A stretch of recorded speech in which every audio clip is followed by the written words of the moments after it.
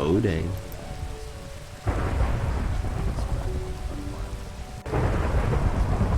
Oh my god.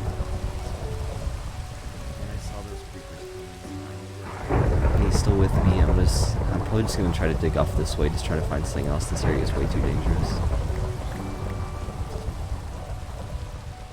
God, oh my god, oh my god, oh my god, oh my god, oh my god, oh my god, oh my god. No. No, they pushed him off. They pushed him off.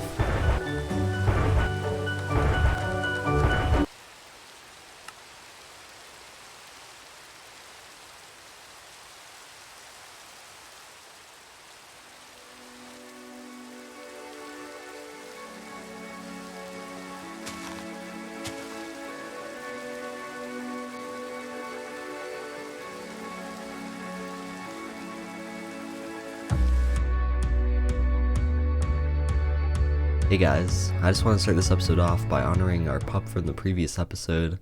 I just wanted to say that you'll be dearly missed, Boo Boo the pup. Well, look who I just found. But I don't think we should get a new pup yet. I think we should wait a little bit. But I have some stuff that I want to go and work on, so let's get started on that. Got some redstone to build up. Man, he really doesn't want this. We got some redstone to build up. We got some stuff to work on. So let's go ahead and do that. So I decided to go ahead and spend some time in the nether collecting some nether quartz. This is something we really haven't done too professionally. We've gone through and we collected some as we needed, but I wanted to start work on something that takes a ton of observers, and so for that we needed to collect all that nether quartz. So this should be far more than enough, which is what I actually wanted, because I want to have some extra for later on. Yeah, we collected a ton, and this is even the nether quartz we're going to have. This is just the nether ore, so we're going to get about 3 times this amount for nether quartz. Alright, so I'm going to head over to the area that we're going to be working at. I have all the ingredients that I need right here. Lots of pistons, lots of observers, and lots of redstone. And I'll show you guys what I'm talking about in just a second.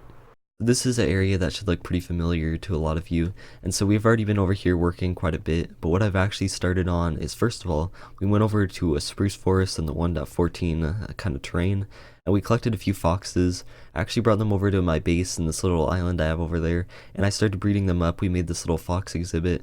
Might go visit that later on. And we brought 3 foxes over. Well, we actually brought 4, but well, one didn't make it. I was carrying them in from the side right here with the lead, and 3 of them managed to go up the little staircase I had, and one of them didn't, and he just kind of plummeted, so yeah, sorry about that.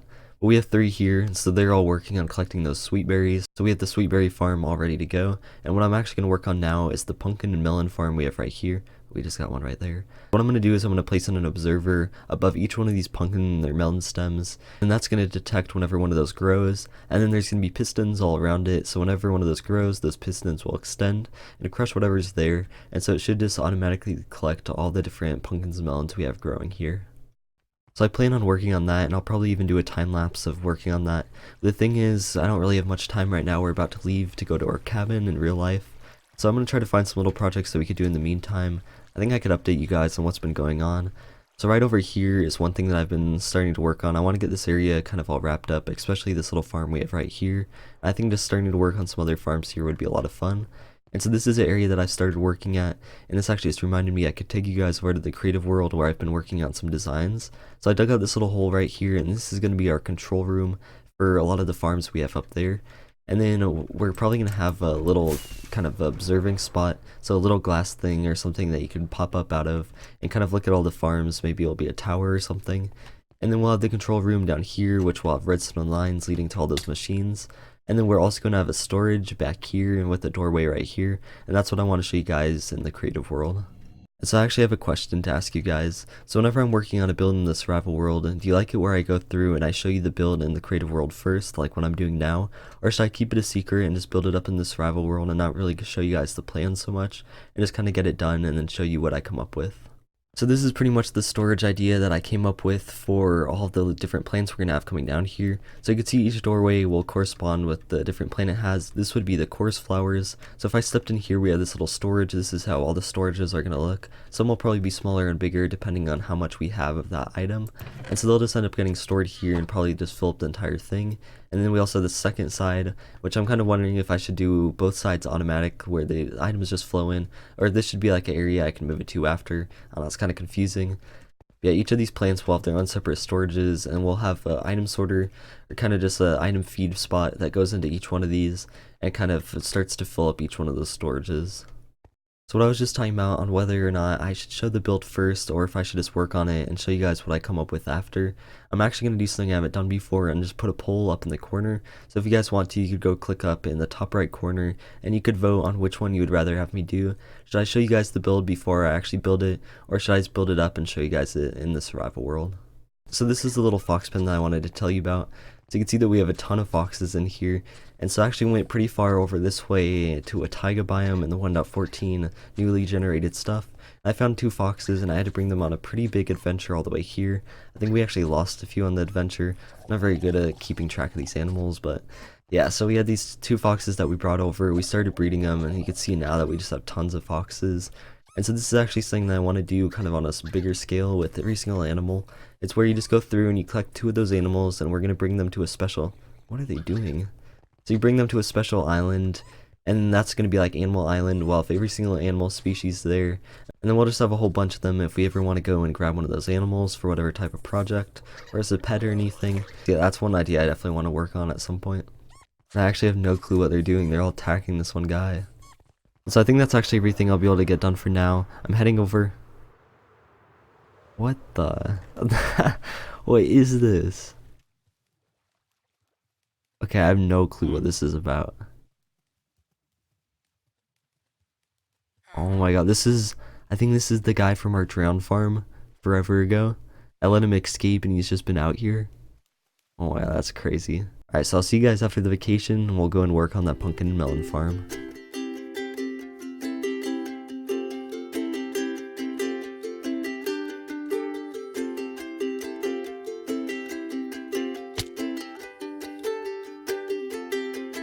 Well, everybody, I'm back from the vacation. It was a ton of fun, but I actually did get sick on the way back, so if my voice sounds a little weird, that's what's going on. It sounds alright right now, but it could get worse. But yeah, I want to go and work on the pumpkin and melon farm just like we said we would. Now let's do a time lapse of that and get that done. So I was just flying over this, and I want to ask if you guys have ever noticed this before. So you can see we have all these little dirt patches just all over the place. They're kind of just scattered around. There's quite a few of them. And so obviously these sheep here will eat the grass and it will end up like this. What I think actually happens, and the reason why there's so many, is because we're actually far enough away that the grass can't actually regrow. But we're able to load in the sheep, I guess, and they're actually able to eat the grass. So I guess that they're actually just going through and eating all this, and it can't actually fill back in. So I noticed these things all over the place, especially in the areas that I'm in quite a lot. Kind of just on the outer perimeter of all that. I don't know if it's a weird render distance I have it at, but yeah, it's just something strange that I noticed. I guess it looks like this guy's taking care of it for us. There's just some wool that actually just despawned right here.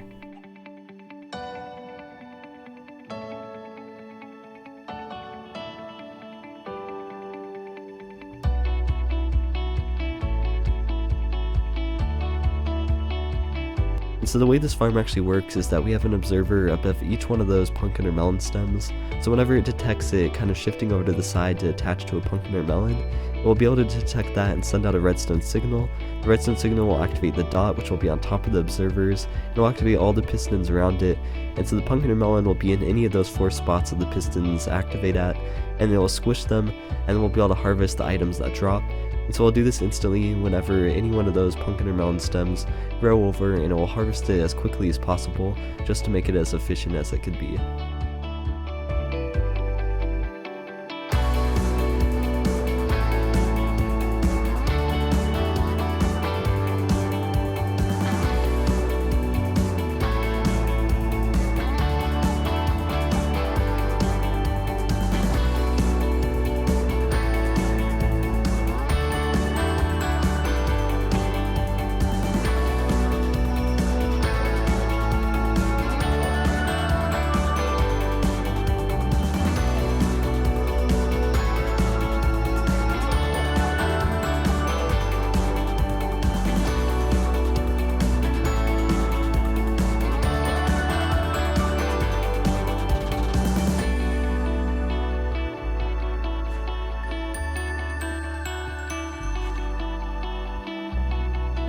So I'm actually pretty happy with the way this thing turned out.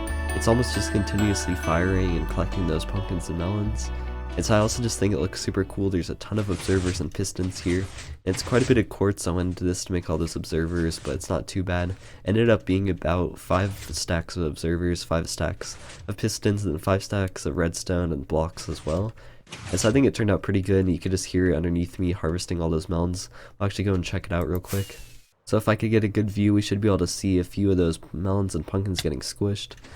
So I'll actually build up a block to stand on. So I think that this thing is going to be pretty insane, and we should just get more pumpkins and melons so we could really ever use from this. That's the whole idea with this entire farm. But yeah, I'm pretty happy with the way it turned out, and so this is pretty much about as efficient as you could get it. We have all the water actually placed out pretty perfectly. We have all these observers and pistons that harvest as soon as something grows, and we just have quite a few plants all around here ready to grow. So yeah, I'm really happy with the way this thing turned out.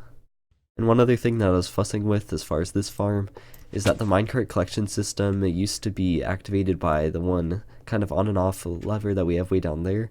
So whenever you flick the lever on, it would activate the flying machine and start to send it back and forth. It would also do the same.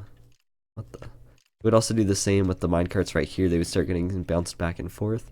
But I think I'm actually going to have the minecarts run continuously. The reason that we don't want everything running continuously is it would cause a decent amount of lag. And then the big thing is that a flying machine, if you deload the chunks and it's traveling, you actually have something weird that happens where it kind of breaks apart and it freezes up. So that's not something we want to have happen. But I think with the minecarts, they should be fine. They might actually get messed up if they're going back and forth and you just get the weird chance that they mess up. I think overall it should be alright just leave those going back and forth. So now the lever will only activate the flying machine, and the flying machine is what harvests the bamboo, sea kelp, and then the sugarcane. So what I'm going to be working on is our storage area down here. I have to clear out all these blocks just to actually be able to build it up at all. So that's going to be what I'm going to try to work on. Probably won't go too crazy with it, but that's what I'll be working on. So that's all I really have time for this week. I hope you guys enjoyed the video. Hopefully I'm better by the time we record the next video. So I want to thank you guys for watching. I'll see you guys next time. Alright, see you later.